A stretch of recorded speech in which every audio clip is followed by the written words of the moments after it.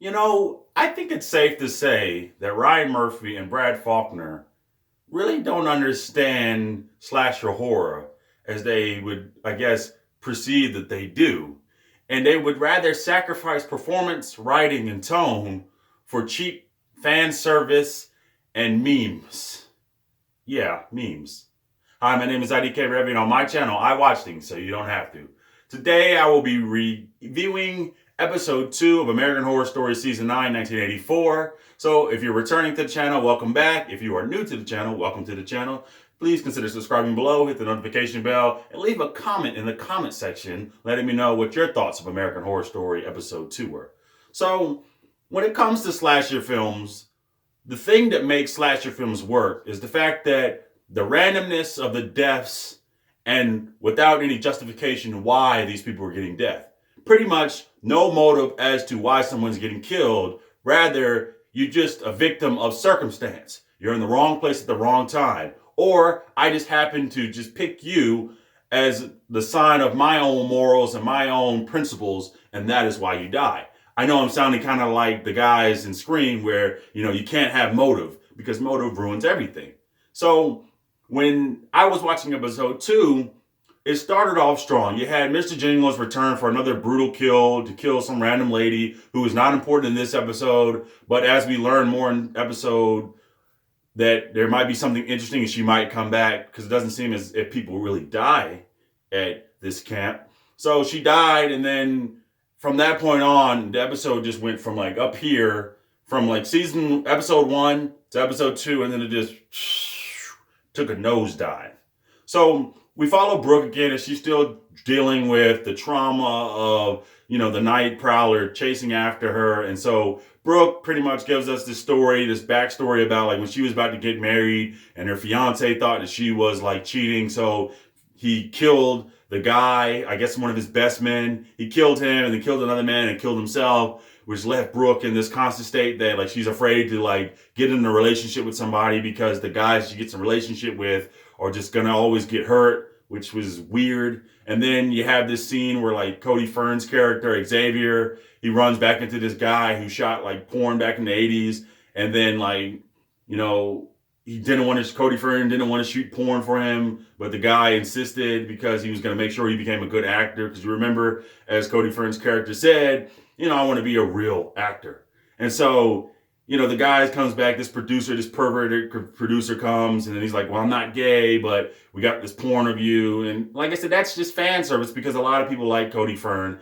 And so like the guy pretty much goes and watches the other guys that are in this episode. They're taking a shower and they double down on the fact that the other guy's character has like a big, slong. And for whatever reason, they keep like bringing that up. And I understand that Ryan Murphy is gay. So I get why that's happening, and I get that a lot of people that are watching this are in the LGBTQ, or it's got like a lot of queerness to it. There you go. That's a better way to say it. But the fact that it feels so lazy for them just to keep doubling down. Like, I think that the people that are watching this are tuning in to see good scares and good quality, not just be reminded that there's this guy that has a fake prosthetic penis and that is why, like, you like him. It's like the joke was funny in the first one. It was funny in the trailers, but it's not funny anymore because I really want more suspense.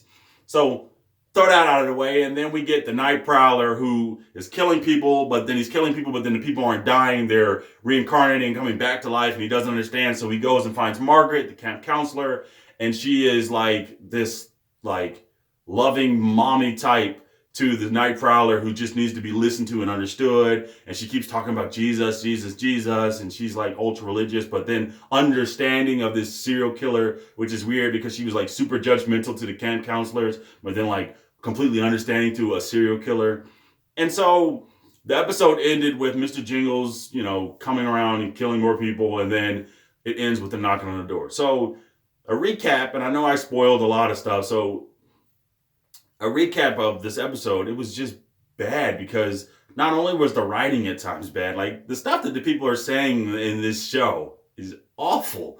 Like, I can't believe that this stuff is coming out of their mouths, but just some of the dialogue is just bad. But what I will say the redeeming quality is that I still want to know more about like Mr.Jingles. But another problem, and I'm not having like tons of problems with this like episode. It's just this one episode. Is the fact that they're like justifying killings. To see, like I said earlier, they're taking away that motive of like the randomness of the killing. So now people that are dying on the show are people that deserve to die. So the Night Prowler is this attractive, serial killer who's just misunderstood. So we're taking him in and saying like, oh well, he's just misunderstood. He's not a real bad guy, but Mr. Jingles, a creepy, disturbing, ugly-looking man, oh, he's bad because he's killing people. But the Night Prowler, who's sexy, oh, that's all good and well. And I think that's another problem too. But like the justification of the killing, so it's not enough to just have somebody who dies because they just deserve to die.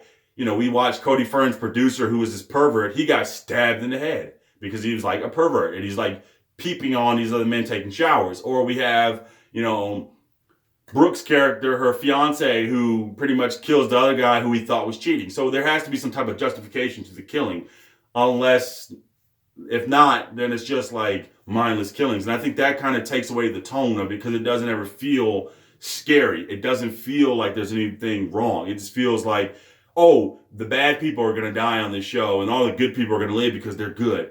I would like for them to mix it up a little bit more in episode 3 and having just more killings. But then again, it's such a small cast and all of them are kind of like B-list. They're not really A-list, but they're like B-list and they're carrying the show. But it just feels like the show is just missing something. And that's pretty much my review of episode 2. It just took a serious nosedive in tone and writing and performance from episode 1. And it just became like, just unbearable. So I think that they're going to resurrect next week in episode 3. I hope they will. And I will be there to watch the next episode and let you know what my thoughts are.